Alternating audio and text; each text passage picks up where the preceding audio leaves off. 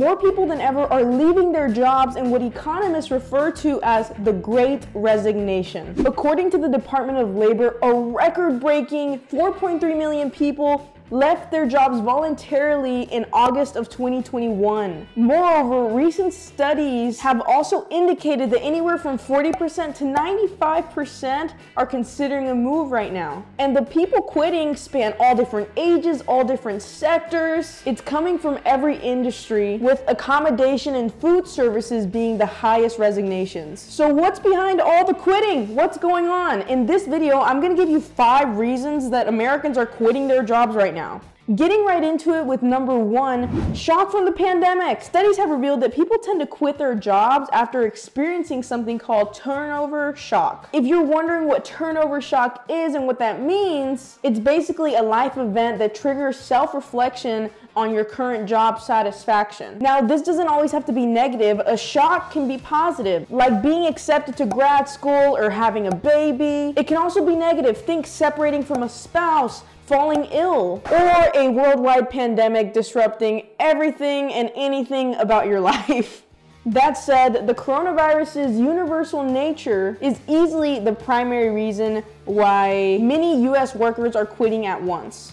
Let me explain this. You see, in the pre-COVID world, people did not reassess their job satisfaction collectively. However, thanks for the shock delivered by the pandemic, people had to reevaluate their jobs in masses as they stayed at home, whether they were laid off, following the protocols, or fired. Fast forward to this year, where employers are rolling out their back to work policies. Many employees who have since learned of the shortcomings of their work, thanks to the personal and job reassessment, do not want to go back to work. On to number 2, many employees who actually retained their jobs were pushed to a breaking point. Did you retain your job during this pandemic? If you did, you understand that employers literally pushed you and other workers to a breaking point as they sought to respond to pandemic staffing shortages. Whoever was left remaining at their job was left with increasing demands, when at the time the best thing to do was to reduce expectations. This new work environment likely introduced employees to relatively different things than they were used to. For example, micromanagement, which made work more unpleasant. I mean, I don't like being micromanaged. And even now that things are getting slightly back to normal, many employees were and are still hell-bent on quitting.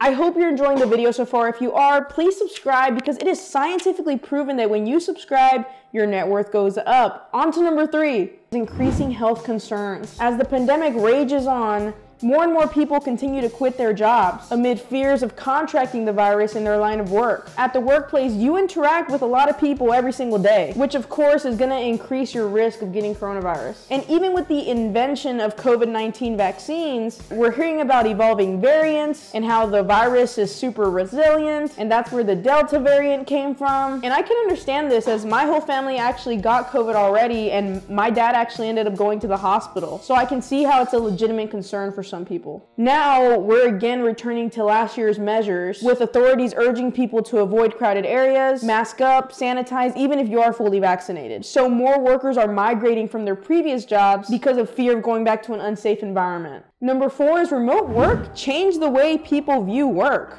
Before COVID-19, think about this. The typical workday involved waking up early, fighting traffic to get to work, spending most of your day at the workplace, and then getting back home in the evening. Then the pandemic introduced remote work to a lot of employees who were never used to working from home. This great migration to remote work changed how people view work and its relation to time and space. Now, with people tasting the freedom and the flexibility of working remotely, most just don't want to go back to a traditional working environment. So a lot of people, let me know if you're one of them in the comments below, are looking for jobs and gigs that they can do from home, where you can actually manage your own time and be close to your family. I actually have 2 videos on some side hustles that you can check out if this sounds like you. Number 5 is that work is no longer just about making ends meet. Of course, being able to pay your own bills matters, and it's a big part of why we work. More people than ever are now waking up to the idea that paying bills is not the only motivation for work. Now, a lot more people are also concerned about working in jobs and environments that give them purpose, give them fulfillment, and an overall just pleasant experience. I've seen many people also realize the importance of a work-life balance through this experience. This is something that's affected me too, because this really threw me off my work schedule, and I'm a natural workaholic.